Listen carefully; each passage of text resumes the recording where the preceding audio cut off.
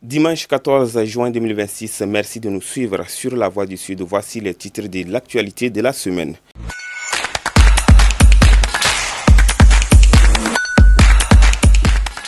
« 11 mois sans cours ni outils de travail, le calvaire des étudiants de la 13e promotion de l'université Cheikh Hamidou Kane de Ziguinchor. Les apprenants craignent une année blanche.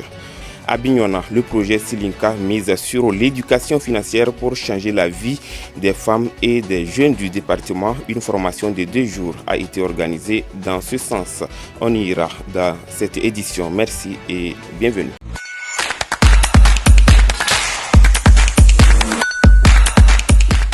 Merci à tous, je l'annonçais tantôt, 11 mois sans cours ni outils de travail, le calvaire des étudiants de l'université Cheikh Hamidou Kane de Ziguinchor. Les apprenants craignent une année blanche. C'était lors d'un point de presse tenu à Ziguinchor. Le point avec Achessal et Barça Sagna.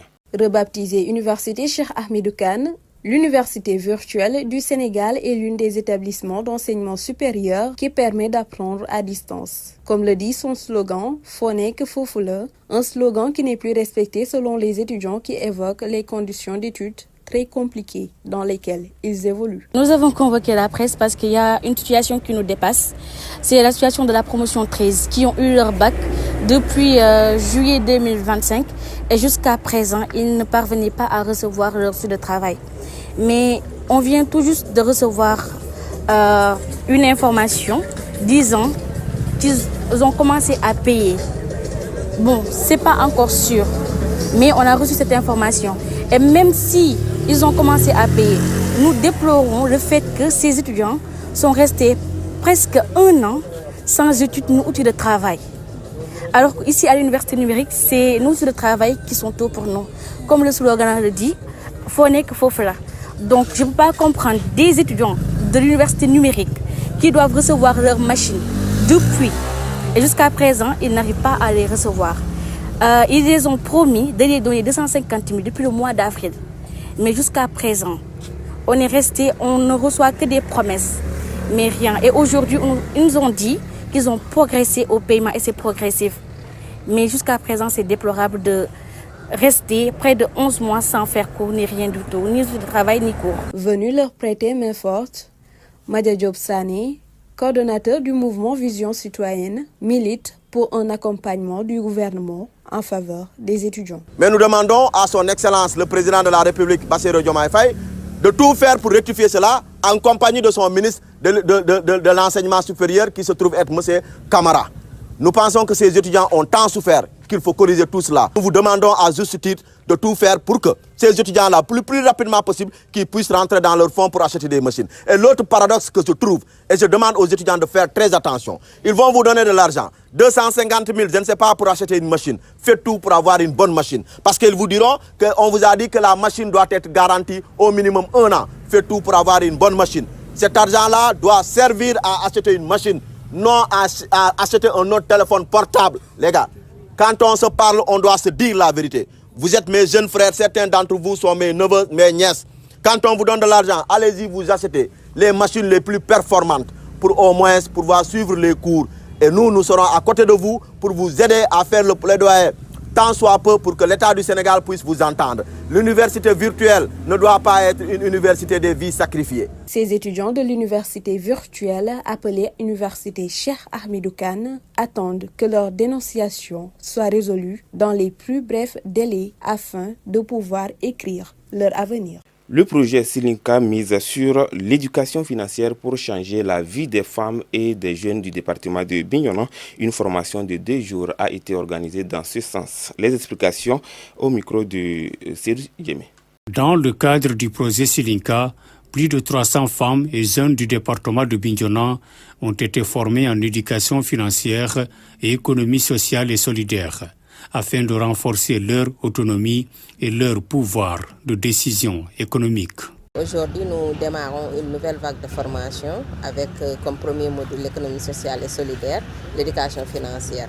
Donc c'est juste pour asseoir tout ce que nous allons faire après parce qu'il y a 12 autres modules qui vont venir, dont la transformation des fruits et légumes, la pâtisserie, la confection de sacs, les cosmétiques et beaucoup d'autres. Donc avant, il faut juste s'assurer que la personne puisse bien gérer la petite entreprise après, qui va découler normalement de ces formations. Un suivi post-formation est prévu pour accompagner les participantes et participants dans l'application pratique des outils reçus afin de renforcer et pérenniser leur autonomie financière. Suivi et accompagnement est prévu. Et dans ce sens, non seulement nous allons aller vers la formalisation de ceux qui ne sont pas encore formalisés, mais aussi nous allons aller vers la création de coopératives et la création d'ateliers pratiques pour les formations que nous allons dérouler, pour que les gens puissent tout de suite après être opérationnels. Nous allons aussi, dans le cadre du suivi, ouvrir de petits ateliers, je l'ai déjà dit, donc ici à Bignona comme dans les communes. Nous allons aussi contractualiser ou bien signer des partenariats avec les collectivités territoriales des 19 communes, mais aussi avec le conseil départemental de Bignona. Ça, c'est dans le cadre du suivi. C'est vrai que Silinka, dans son objet, a comme cible les femmes et les jeunes, mais il faut aussi avouer que nous avons plus travaillé jusque-là avec les femmes, et ça continue. Et dans cette formation, nous ciblons, il faut le dire, 3000 personnes, mais à travers toute la région, c'est-à-dire les 3 départements. Mais on sait qu'au moins 75%, ça va être dans le département de Bignona, et c'est normal, avec 19 communes. La municipalité de Bignona réaffirme sa volonté d'accompagner le projet Silinka, dont les axes d'intervention rejoignent directement ses priorités en matière de promotion de l'autonomie des femmes, de développement économique local et de solidarité communautaire. Comme nous venons de prendre contact avec eux, et je voudrais montrer que ce que Silinka est en train de faire rime avec déjà ce que la mairie de Bignona a fait dans le passé. Aujourd'hui, ce n'est qu'un élément qui vient s'ajouter à ce que nous sommes en train de faire. Donc, sur ce plan, nous ne ménagerons aucun effort dans le sens d'accompagner Silinka à travers Mme Tchare Penda, que nous saluons de passer. Les conseillers d'aller dans le sens de minoriser un peu leurs dépenses dans des festifs qui ne rapportent rien. Il ne faut pas qu'on les capacite, après les laisser se retourner encore à la case de départ. Normalement, une femme qui est capacitée, elle est outillée pour se prendre en charge, elle est outillée pour gérer d'elle-même ses ressources. Maintenant, ce que nous les suggérons, ce que nous les conseillons, c'est de ne pas utiliser ces ressources dans le sens négatif. Il faut qu'ils investissent toutes les ressources qu'elles parviennent à régénérer dans le bon sens. Quand je dis dans le bon sens, de les investir pour qu'elles puissent demain être autonomes. Mais régorger ou bien avoir des ressources puis les investir ailleurs, c'est vraiment une perte. Donc nous les encourageons à s'investir davantage et à entreprendre, entrer et prendre, avoir le courage, n'est-ce pas, de s'engager dans les associations. À Bignona, des milliers de femmes ont choisi de se faire former pour mieux entreprendre. Avec l'appui du projet Silinka, l'autonomie n'est plus un rêve lointain, mais un objectif à portée de... Merci Serou Guémé pour ce compte rendu. À Kolda, les acteurs de la justice ont été renforcés sur la protection de l'enfance. L'objectif donc partager les référentiels face à la vulnérabilité de l'enfance. Les explications au micro de notre correspondant Salf Baldé. De notre mission de charger de l'exercice de la protection, de la politique publique de protection judiciaire et sociale au Sénégal. Donc, quand on parle de protection de l'enfance, il y a des standards internationaux qui sont vraiment en vigueur. Et vu la multiplicité des praticiens dans le secteur, il faut des référentiels conçus de canevas, de reporting, des outils d'intervention harmonisés et autres. Donc, la DGPJS a eu à travailler sous le contrôle des doyens ici depuis 2010. Sur en tout cas l'harmonisation de ces interventions et en tout cas a voulu partager avec tout le secteur, tous les acteurs de protection, des CDPE, des autorités judiciaires et autres, en tout cas pour avoir une même lecture de ces référentiels. Donc c'est l'objet de notre venue ici, avec une forte délégation de la direction générale au nom du ministère de la Justice, pour aller vers ces acteurs qui sont d'abord ces services déconcentrés. Je parle des AMO, des inspections et des chefs de service d'établissement de protection étatique, mais aussi des acteurs des CDPE et surtout des autorités judiciaires et des autorités administratives en la personne des préfets et du gouverneur en personne qui a eu à ouvrir l'atelier. Le but recherché est de faire un partage de ces référentiels, mais aussi de les consolider, parce que pour chaque référentiel, il y a un travail qui a déjà été fait, vu que c'est des niveaux d'appropriation, en tout cas très différents, avec les instabilités institutionnelles. Il a fallu tout mettre ensemble pour vraiment les partager. Mais l'objectif vraiment phare, c'est un partage et une consolidation de ces référentiels de protection. Le secteur de la protection, le secteur de la vulnérabilité de l'enfance est vraiment en mutation, suivant en tout cas les réalités sociales qui changent. Il y a de nouvelles formes de vulnérabilité, mais aussi la spécificité sur le secteur en général, qui a une pluralité de profils. Donc, vu cette en tout cas multidisciplinarité et ces nouvelles formes de vulnérabilité qui ont été décelées, il fallait revoir les interventions.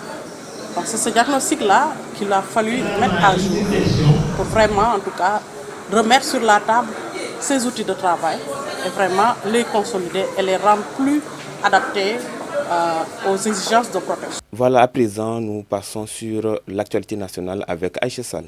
Bonjour et bienvenue sur les actualités nationales de la semaine. D'abord, un vol présumé a eu lieu au centre cardiologue de l'hôpital Fann. Un individu déguisé en soignant, blouse blanche, carnet en main, a réussi à se faire passer pour un membre du personnel médical. Il s'est introduit dans la chambre d'une patiente vérifiant même sa perfusion pour renforcer son rôle. Trompée, l'accompagnante n'a pas réagi. Après son départ, elle a constaté la disparition de plusieurs biens, un téléphone portable, un sac noir contenant 150 000 francs CFA, des documents médicaux et divers objets personnels. Une plainte a été déposée au commissariat du Point E, relançant les inquiétudes sur la sécurité de l'hôpital. Et puis le tribunal de Louga a condamné l'enseignant Mahtar Koundoul à 5 ans de prison ferme pour harcèlement sexuel et tentative d'acte contre nature. Les faits se sont déroulés les 4 et 5 juin 2026 à Tila, près de Linguère, où il a multiplié avances et gestes déplacés envers le commerçant Babasila avant d'être piégé et interpellé par la police en flagrant délit. Enfin, la Casamance relance le déminage humanitaire à Madina Manjak sous l'impulsion du gouverneur de Ziguinchor. Objectif: éliminer toutes les zones minées d'ici 2031, conformément à la Convention d'Ottawa pour sécuriser les terres, favoriser le retour des déplacés et relancer l'économie. C'est tout ce qu'on pourrait retenir de l'actualité nationale de la semaine. Merci Aïcha Sall. À présent, nous irons dans les stades avec Lansana Guémé. Bonjour Amidou. Ce jeudi 11 juin 2026 a vu le jour du démarrage de la 23e édition de la plus belle compétition mondiale, organisée dans 3 pays différents, le Mexique, le Canada et les États-Unis d'Amérique. Qui pour succéder l'Argentine? La réponse sera connue le 19 juillet. À New York, ce 11 juin, le Mexique, pays hôte, faisait face à l'Afrique du Sud pour le compte du match d'ouverture. Une rencontre qui a très mal tourné pour les Sud-Africains. Après avoir reçu 2 cartons rouges, perd finalement sur le score de 2-0 en faveur du Mexique. Les autres rencontres: Poule A, Corée du Sud bat la République tchèque sur le score de 2-1. Poule B, Canada, Bosnie-Herzégovine, 1 but partout. Groupe D, les États-Unis écrasent le Paraguay sur le score de 4-1. Dans le groupe I, le Sénégal fera son entrée en compétition contre la France ce mardi 16 juin à 19h, heure locale. Voilà ce qui met un terme à cette édition. Merci de nous avoir suivis. On se donne rendez-vous la semaine prochaine. Merci et bonne suite de nos programmes.